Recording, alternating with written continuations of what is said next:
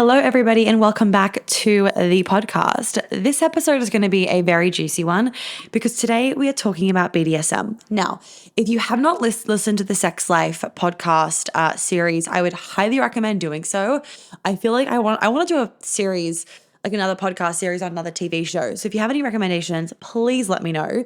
But I do want to talk about BDSM today. Now, I am all for BDSM, kink, subdom, like all the things. Whatever your sexual fantasies are, I'm here for it. I support it. Vibes. As I have talked about in one of my previous episodes, some people aren't aware, like, something to be mindful of is like your sexual fantasies in the bedroom should also be coming out in your life, because a lot of us will give ourselves permission to act out, for want of a better word, our sexual fantasies in the bedroom, but we won't let ourselves have them in real life. So for example, we will allow ourselves to be subdom in the bedroom, but we won't allow ourselves to claim that we want and desire that in day-to-day life. So therefore, because we're not getting it in our day-to-day life, we seek it we seek it more so, and it can be in kind of an unconscious, unhealthy way in the bedroom, because we need that need met, essentially. So today I want to talk to you guys a little bit about, is BDSM a trauma response? There's conversation about it. I've read articles about it from like both sides, and I want to kind of break down my take on it, because I've gone through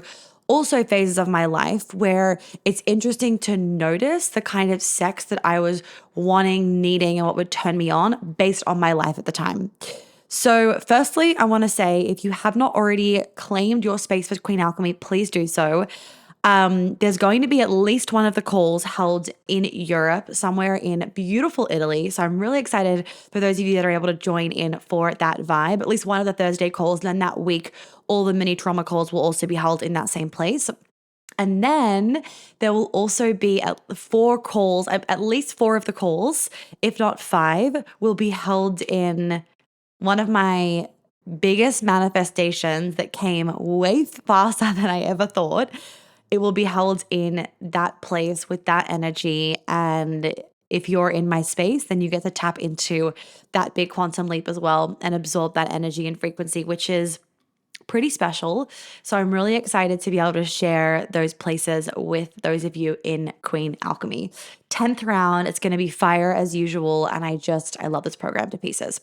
So let's talk about BDSM. Is BDSM a trauma response? Jumping straight in. So firstly, just because you're confident in the bedroom does not necessarily mean that you do not have trauma. You may not. Like, for some people, the thought or the action of any kind of subdom in the bedroom will be very triggering for them because they have trauma they haven't dealt with. So they will stay away from that arena. Great, fine. And then I'll kind of go into that in a second.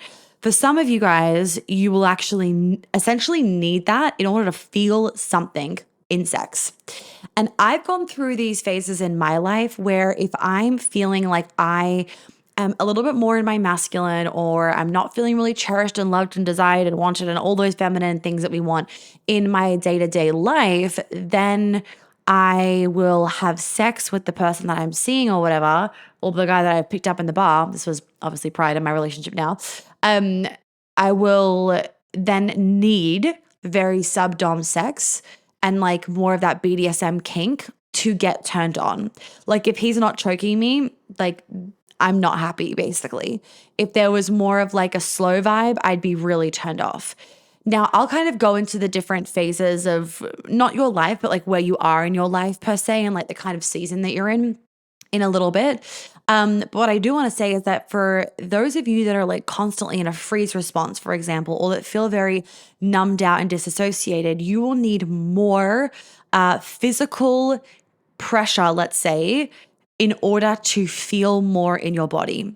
So you won't feel pain as much as someone that's really, really sensitive, because you're not feeling enough in your body. You're not feeling in your body because you're not really in your feminine. You're probably shut down. Maybe there's some trauma in there. You're probably covering yourself with a masculine armor. Your heart is closed. So there needs to be so much more energetic penetration, right? And that can be penetration through, like, when I say energetic penetration, that can be like through choking, slapping, like using handcuffs, ropes, whatever. Like, I should elicit maybe a little bit of a trauma, not a trauma warning, a trigger warning. But I feel like the topic gives that away for those of you that don't want to listen to this. You will need more of that in order to just feel orgasmic. Whereas somebody else that isn't numbed out won't need as much of that to feel orgasmic. They could want that, but they won't need it to feel, if that makes sense. So just to firstly make something clear, just because you're confident in the bedroom doesn't mean that you don't have trauma. Does not mean that you don't have things that you can heal, grow, evolve, and work on. So the other thing I want to mention about like having sex like this is that, one, there's nothing wrong with it. We need to remove any kind of stigma around, like, you know, quote unquote fantasies or kink in the bedroom. Like, I feel like you guys are all pretty up to date with this as you listen to my podcast. Like, that's just like not really something that I'm into. Like, we don't need to stigmatize any of that. I don't really care. So if you're into this kind of stuff, great. If you're not, also great. Like, we're all individual. You do you, whatever makes you happy. Thank you very much. Now, I love rough sex. I love rough sex. I like being choked. I like being pinned down. I like being fucked really hard. I like all those things. And I also don't want them sometimes. I also want intimate lovemaking. It totally depends on the vibe that I am in and what my body is craving and needing and what I want and what I need in that moment. So, you know, sometimes there's also this line where you need BDSM, not because of like you're dealing with some trauma response. You quote unquote need more of that rough sex because you've had a really rough day and you want to be able to drop into your feminine, because you have been feeling so overwhelmed and you just need to get fucked. Like the feminine, like a woman, and men, this is good for those of you guys listening to it as well. Like when we want to let go, we will only be able to let go when you don't have any trauma. We will only be able to let go when we feel like you have got full control, you're holding down the fort, you know what you're doing. So the more that I can surrender really deeply when my man is fully in his masculine in the bedroom and like fully in control, fully penetrating me, not just physically, but energetically, I am like a fucking starfish. Like, I am so open, so relaxed, so surrendered, so in my feminine, and it's the hottest sex. But when I am in my head, or I've had a rough day, or I'm overanalyzing things, I won't be able to let go as much. So, you know, we've learned over time what we do. And long story short, he knows that he has to actually put me in my place more and make me relax, so that more of that kind of BDSM vibe needs to come in to force me in a healthy way into my feminine, versus, you know, like, for example, last night, I didn't need to be forced into my feminine. I already was. So what that meant was, like, he actually didn't need to engage he didn't need to have more force, like force in a healthy way, of course. He didn't need to have more force on me because I was already there. And because I was already there as well, it was like I was so in my feminine. So because of polarity, he went so in his masculine. If I wasn't already there, he wouldn't then go into his masculine initially. If I was already there, right, he would need to put me into my feminine before he could go into his masculine. And like, it's really interesting, this is kind of going on a tangent, but when you and your partner are super connected, you really see sex as a dance. And sex can be so fucking healing. Like this is like, I mean, if my boyfriend heard this, he'd be like, what the fuck? This is so TMI, Monica. But this is the brand, right? You guys love this shit. Please tell me you love this shit when you're about to hear what I say. So, for me, like, I will bawl my fucking eyes out at the end of sex when he has like gone past an orgasm for me, if that makes sense. Like, there is an orgasm for me, and then there is past an orgasm. And past an orgasm is hysterically crying and weeping. And that was last night, and it was great.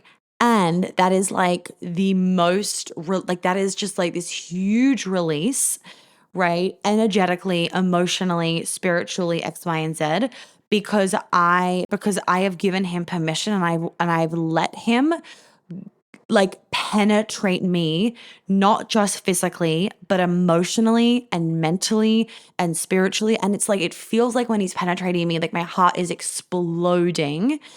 And I want to say, like, that has all come from me healing my shit, because I have been through moments where, based on my life, I'm like needing this like really kinky, intense, like choke me, hit me, whatever kind of sex, because I haven't felt the way that I've actually wanted to feel day to day. Now, because I feel the way that I want to feel day to day, and I'm in a really healthy relationship, and you can just be in a healthy dating situation. Like, it doesn't matter. Like, it's just about like you feeling a certain way with the person that you're having sex with. I'm able to open so much naturally. I don't need any force to open, if that makes sense. I feel like there's like a few different points there. I don't know whether that makes sense. I'm like, my brain is like not peaking today. So hopefully you guys could take what you needed from that. But on the flip side of it, like, not the flip side, sorry, another point with this is that sex can be a really healing experience. A really healing experience. Like, I feel like with all of my sexual experiences, they've all given me, taught me, showed me something that I needed to see and maybe didn't realize was there. Like, even when I was single and like fucking around and doing whatever I was doing and having fun, which I love doing, and absolutely no shame on any of that. I think we all, I think it's actually a really healthy thing to do if you're doing it with like awareness. Anyway, when I would have sex, like it would all give me something different, right? Like, it was healing in a different way, whether it was healing for myself, whether it was eye-opening, whether it was realizing, whether it was realizing something that I wasn't feeling. Like sex can be this healing experience. And now, having sex with someone like my man that I just love, adore, and feel so safe and protected by, it is healing in this whole other way. Most of us don't realize that when we can go into sex and intimacy with this open heart and this deep trust within ourselves, and also like deep boundaries within ourselves, we allow ourselves to open up more. And by opening up more and having, beautiful, conscious, deep sex with your partner, and if you're single, like, save this for later, it allows you to heal things from past relationships and past partners that are still there. Like, sometimes my boyfriend will like hit fucking points, and I'm literally doing like cervical de-armoring with his penis. Like, he will hit points where it's like I am just releasing something. I don't know what it is, but it feels so good to be able to have him being the one helping me to release that. He fucking loves it. He loves when I bawl my eyes out, because it's like that's what, like, he did that. Like, he fucking loves it. He loves it because he knows that I'm like healing something and I'm letting go of something. And I have had shitty relationships in the past. I have dealt with shitty men in the past. Like, we all have dealt with shitty men or shitty women. If you're a man listening, I'm sure you dealt with shitty women in the past. And all of those situations we need to heal from. Like, we can still be holding on to them without realizing. And the beautiful thing about getting into a really healthy relationship is like you can't heal certain things when you're single because they aren't being brought up until you're in a relationship. So then when you're in this relationship, you really can use sex and intimacy as a way for you to heal yourself, if that makes sense, and for you to help your partner heal as well. Like, all past relationships can give us some fucking shit that we need to deal with. So let's embrace that. We don't need to be shameful of it. If you've done work on yourself when you were single, do not worry if it comes up in a different way when you're in a relationship. That's being human. And there is always other layers that sometimes can come up when you're in different situations. You might have thought that you've healed from all of your sexual trauma, for example, but then you get into a certain sexual scenario and it comes up again. Nothing's wrong with you. You're not broken. Don't shame yourself. It's like it's coming up in a different way because you have not been in this situation before that has allowed it to be brought up in this way before, if that makes sense. Oh, okay. And I've had actually quite a few client situations where, they were super, I only engage in polyamory, I only do BDSM, or I'm super confident in the bedroom, like I'm super into all the BDSM, like I don't have any sexual trauma, or like whatever, just insert other like situations. And it's so fascinating when I'm like, okay, so could you have like love making sex? And they're like, well, it'd be kind of boring. Like, interesting. Or okay, so you cannot be in a monogamous relationship. Like, oh my God, no, that's the worst thing in the world. I just cannot, like, I'm so miserable in those blah, blah, blah. I'm like, interesting. Then I look at their case and I'm like, this makes so much sense. And the reason why is like many of us can put these labels on ourselves as a way for us to literally avoid the shit that we don't want to face. So we avoid, the sense of being trapped, quote unquote, in our childhood by only engaging in polyamory relationships. Or we disengage and we avoid the numbness that we feel by only engaging in kind of abusive relationships or only BDSM. Like as examples, like we do these things, you'll often do the polar opposite or the exact same to how you grew up.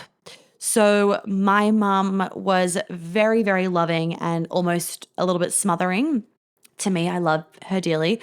A little bit smothering to me when I was little. Firstborn, like whatever, it happens, right? No shame on our parents, by the way. Like I'm gonna traumatize my kids. I know that. Like we all fucking do it. But we don't mean to, right? Like most of us don't mean to. It's just that your child perceives something in a different way. And I know one of the What Would Monica Do questions is about that. So I will answer that for you guys as well. If you haven't already, if you're not made aware of this, if you are in the behind the scenes bubble, you will get the opportunity to send in voice messages um, that I will like of questions that I will answer on the podcast with our new segment of What Would Monica Do, that are like little segments that will come out every Wednesday starting on August, I think it's 2nd. So definitely make sure you're part of the bundle, the behind the scenes bubble. It is $10 a month to join. And then you get the chance to also ask these questions, plus get behind the scenes of like different bits and pieces of my life. Okay. So, and be like the first to know like big announcements and all that jazz. What was I saying? So yeah, you will like, so I love my mother dearly, but she was a smotherer. So I go the opposite and I am an avoider. I avoid. I can sometimes I used to sometimes be anxious avoidant, but if I am in a situation where something is causing me to like go into a trauma response, not that I'm getting triggered. It's like shit happens in our lives where our bodies go into a trauma response. And it can be super micro. I'll give you an example in a second. I'll be avoidant. So my boyfriend's been picking up lately. We have a lot going on in our lives right now.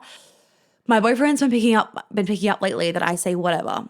I'll be like, there'll be an issue and I'll be like, blah, blah, blah, blah. Anyway, whatever. And then I'll leave the room. And he's picked it up. He's like, stop saying whatever. He's like, you're fucking avoidant when it comes to this. Like, you just say whatever and you blow it off. Like, stop saying it. And I was like, oh, good fucking point. And I'm like, wow. And it's not that, like, I can't even remember the situation, what we were talking about. It wasn't anything triggering. It's just like my way of not dealing with overwhelm is to avoid. Some people's way is to get anxious. Some people's way is to eat. Some people's way is to overexercise or to just sleep all day. Some people's way is to like, I don't know, smoke weed all afternoon or to like go on a 3-hour walk every day. Your avoidance can show up in different ways. So my way is like blowing it off, and then I go to my to-do list and I do something else. So my way is avoid and then go to work.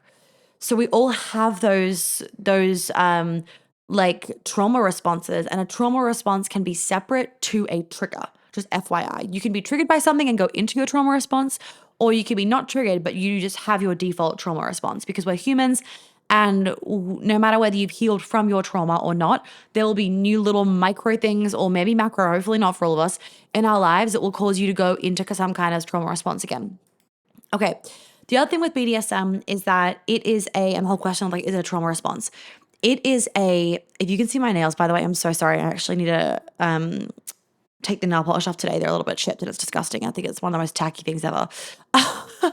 Anyway, so if you are also constantly in your masculine all the time, or if you have this masculine armor around you all the time, it is a really good way for you to feel things if you are in your masculine all the time. It is a really good way, like BDSM can be your way of getting that sense of femininity because you don't get that in your day-to-day life because you're heavily masculine, for example.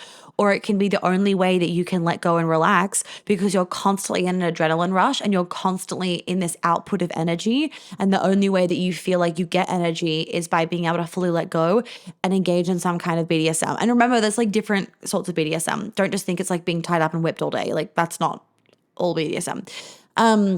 What was I going to say? I've said all that. So yeah, if you are really sensitive because of your trauma, then you probably won't go to BDSM because it'll be really triggering for you. So instead, for some people, what will happen is in order for them to engage in any kind of subdom, they have to heal all of their trauma.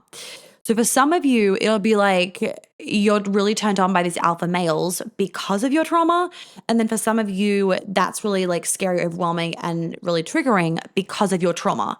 It like depends on it's like a fork, right? Like it depends on the way in which you respond with your trauma, for example. So when I was younger and like still had all of my trauma, my way was to go for really alpha men, because I was generally avoidant and a bit numbed out. So I would go to alpha men that would help me to feel. And I loved a trauma bond because I would feel more and I would get addicted to the highs and lows. That's my personality type. That's how I did it. For other women, they do the opposite. They go to a really passive man so that they can stay in control and not get triggered by their trauma, for example. But then they also are resentful and hate their partner at the same time. So that's also triggering.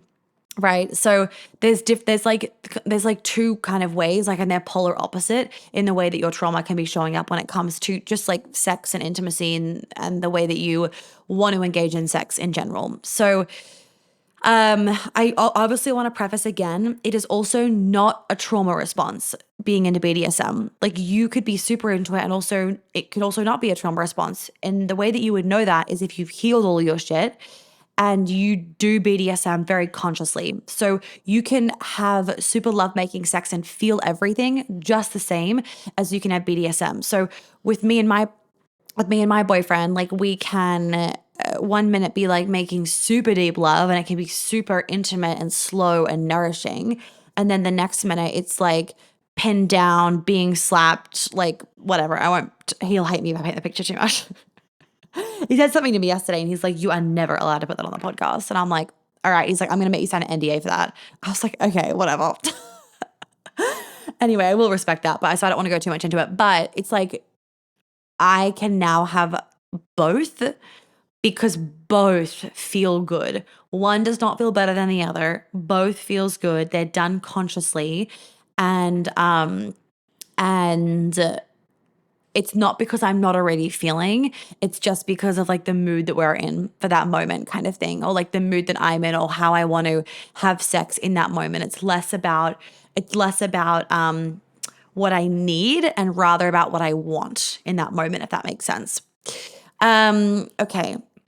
The other thing I also want to mention about like how BDSM could be a trauma response is, some women are very overly sexual in the way they present themselves. Again, nothing wrong with that. Like, I don't care. Like, I post fucking lingerie pictures on my Instagram and, tit pics and not like, I mean, if you don't know me that well, like not an actual boob.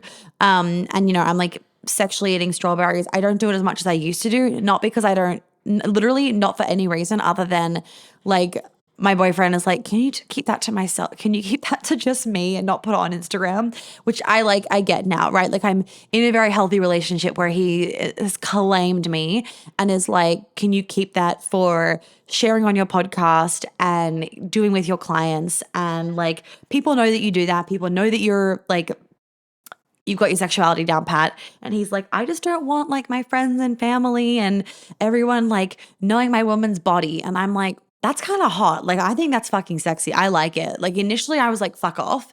But then the more that I've like fallen in love with him, I was like, I love this. Like, you just want me to yourself. And that to me is a beautiful thing. And again, it's in a healthy way, not in an unhealthy way. If I put up a picture of like a saucy picture of me, he wouldn't like give me the silent treatment and then leave. Our kind of thing is actually now what it is just when I'm posting a picture showing a lot of skin, he's like, just send the picture to me beforehand. So one, that I have it, but also because then he doesn't think that a fright if he opens Instagram. He's not really on Instagram though, so he never really sees it, but he doesn't want one of his friends commenting when he sees them, and then him being like, wait, what picture? And then he's like, oh my God, and kind of put on the spot. So that's kind of our situation with that.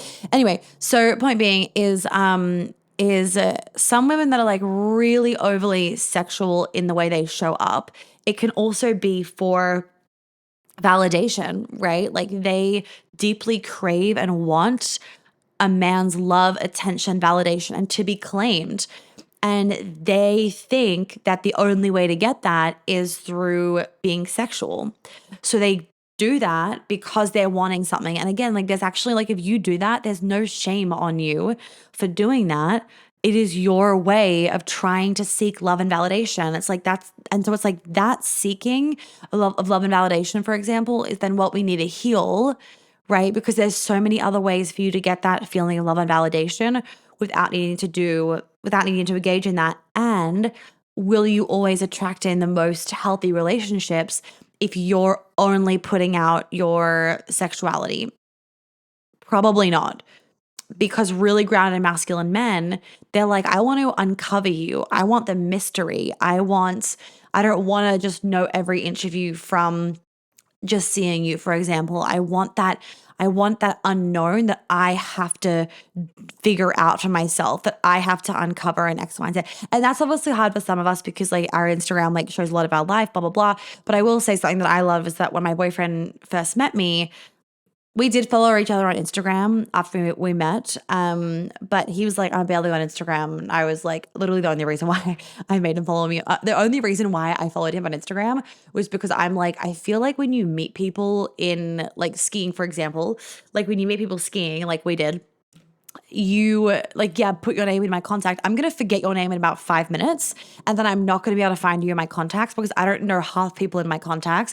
So I need to know your Instagram, because then also like you just keep in touch more these days when you have someone's Instagram. You know, you send them like a little message, a flame emoji, comment on their Instagram stories. And if you don't have that, it's like, how do you fucking talk? Like, it's so weird how we've like gone into that kind of area, like how we've not adapted, but like how we've changed in that regard. But anyway, so he actually was like, I didn't want to look at your Instagram very much because I didn't want to get a preconceived idea of that. And I was very, very happy to hear that. He also thought that it was all daddy's money. He thought it was like a side gig. And he was like, who is this chick? Like, this is such a weird thing. He never heard about this space. And then when we like properly like met and like talked, and because when you're skiing, you don't really talk. It was like, oh, this is not daddy's money. I'm like, no, it is definitely not daddy's money. Like sometimes I wish, but absolutely not. Okay, so what was I going to say? So yeah, are you into BDSM because you feel sexier and more validated by it? Do you feel more loved and accepted and more wanted by men because you think that it is sexier and it is better than not being into it? For example, do you wear it as a badge of honor rather than as something that's sacred and personal to you? So really asking like, what is the reason behind it? Like if I think about my reason behind wanting it, like there were moments in my life where I would want that because I would want to surrender, which was telling me what I needed in my life. Now when I want that, it's like I just want to like let go to my man and like be fully fucking claimed by him. But it's not actually about me per se. It's more about the sexual engagement with my boyfriend rather than it being about like, what do I need, and me seeking that in like maybe a little bit of an unhealthy way like I used to do, for example. So I kind of want to finish up by basically giving you guys like some homework to really think about, why do you enjoy it? What is it that it gives you? Why do you like it? Could you live without it? Because if you couldn't, red flag. Could you live, as always, like the things that you can't, if you can't live without something, that's a red flag, like you're too addicted to it. Could you live without it? Why do you enjoy it? What does it give you? Right? Really thinking about that. Can you also have slow and intimate sex? And sex is sacred, but it's also not. So like, I really do see both sides. It's like the whole like sex is sacred. Don't have sex with people that you don't want their energy. Like, okay, great. But also sometimes a woman just needs to get fucked. Like, and you're single and you need to go to a bar and get fucked. And I completely get that. And I support it because I've been there and done that. Like, no fucking shame whatsoever. And that's actually not necessarily a trauma response per se. It literally just could be like, I have the urge to get fucked separate to my trauma. So those situations, that's so individual. Like, I couldn't tell you whether you are doing it in a trauma response or not unless I actually know why it's come up, what your day was like, what your week's like, and also what your trauma is. So yeah, no shame on sometimes needing to get fucked. So sex can also just be sex. Like, it doesn't need to be sacred, but it also is sacred. It also is something where it's like, keeping that mystery, keeping it to yourself is kind of a nice thing sometimes. And it's not that you shouldn't share it or that you shouldn't publicize it, because I publicize it. What I'm more trying to bring to you guys is I want you to see whether you get triggered by the idea of not publicizing it. For example, if you like put it on your Instagram, because if you don't want to, if you get triggered by not publicizing it, I'm like, do you get validation then of publicizing it? Because then it's like, there's a trauma response, right? Where it's like, you need the BDSM to feel enough or to feel loved or to feel validated. And then you need to be able to share it to also feel enough and validated by the public eye, for example. Because I want us to also just recognize that sex is something that can be really sacred and it is personal to us, right? So with that, knowing that like sex is a sacred experience, it is an intimate experience, it is a vulnerable one, and it is a very energetically sensitive one. I also just want to make sure that you're all, having sex that is truly nourishing you and is not coming from a place of any kind of numbness or disassociation or anxiousness or anything else, but it's coming from this deeply grounded heart space. It's kind of what I want to give to you all today. I want to make sure that we're all having the best sex that is the healthiest sex and the most nourishing for all of us. So I'm going to leave the episode there. I hope that you guys loved it. Please make sure that you go and listen to the Sex Life series if you haven't already, because it is so good. And I do talk about BDSM and everything and subdom and whatnot in there. And I know you guys love hearing more about this. So just keep a lookout. I am going to end up doing, if you're not already in Queen Alchemy, like, you absolutely need to, especially if you find yourself being quite masculine and you've got that masculine armor around you. Whether you're meant to be in Queen Alchemy. If you listen to this episode, you probably listen to a shitload of others, and you know whether you need it or not. If you don't know what Queen Alchemy is, everything's on the website page, or just shoot me an email. This program is just the most amazing thing in the world. I'm so proud of it. I adore it and I love it. And I would love for all of you to really consider whether you need this, because most women do need this. And this is like deep, deep healing work. It's not just like some fun, like sex program. So just quickly going back for the last little bit, please go listen to the Sex Life series. But also what I want to encourage you guys to do is please make sure that you do that homework and don't just forget about that, because that kind of reflection will be really helpful for all of you. And I know that a lot of you that are, quote unquote girl bosses, we know that I do not love that word now, but you are very successful, you make a lot of money, you're a woman, whatever, you are in a relationship with a man that doesn't make as much, or you want to be in a relationship, but you find it hard because most men don't make as much as you, and that can kind of bring up worry, fear, concerns, X, Y, and Z. If you're on the flip side of that, you're a man listening to this and you don't make as much money as your woman, both of you guys need to listen up. Everyone needs to listen up. So you'll understand it more in like a few weeks when I announce something, but I will be doing in September, early September, a masterclass on being the female feminine breadwinner. This is something that I am currently am. Like, I did the episode with Louise for the girl chat. I make a lot more money than my boyfriend, and I am in a very feminine, masculine, subdom relationship. I never feel like the masculine ever. He always is the masculine. Sometimes I hate that because I'm not getting what I want, but I am definitely the feminine at least 99% of the time, and he is the masculine. He takes the lead in 99% of the situations. And I did actually talk about this a little bit on my Instagram live yesterday that is already up as a podcast that you can listen to. So about like understanding your zones, that episode. So please just keep a lookout for that and make sure that you are on my email list and everything like that so that you do not miss out. And we're getting a new website very, very soon. I don't think it will be up it won't be up when this episode is out, but it will be up like beginning of August. So I'm really excited for that. We've needed a facelift for a while, and that will also just help with like the ease of everything for you guys, because there have been some website glitches on my website, but this new website has just taken months to build because there is so much on my website and in my website that it's taken like literally half a year for them to get this done. So lots of exciting things happening. I'm really just pumped for life right now, and I'm pumped to take you guys on the journey. I do also want to let you know that if you're not in the behind the scenes bubble, I would join that just for updates, life changes, all that kind of stuff. If you want to get the first goss on all of those things and get more than I put on my Instagram story, that'd be the best place to go. And then also, which is very exciting, there is a big facelift, name change to Baba. The content's gonna stay the same, so if you're an old Baba girl, don't be worried about missing out. The content's gonna stay the same and everything because it's just fucking magic and amazing. But I'm changing the name to something that feels so fucking right. So if you are wanting to be in the next round of Baba, that will be opening in August.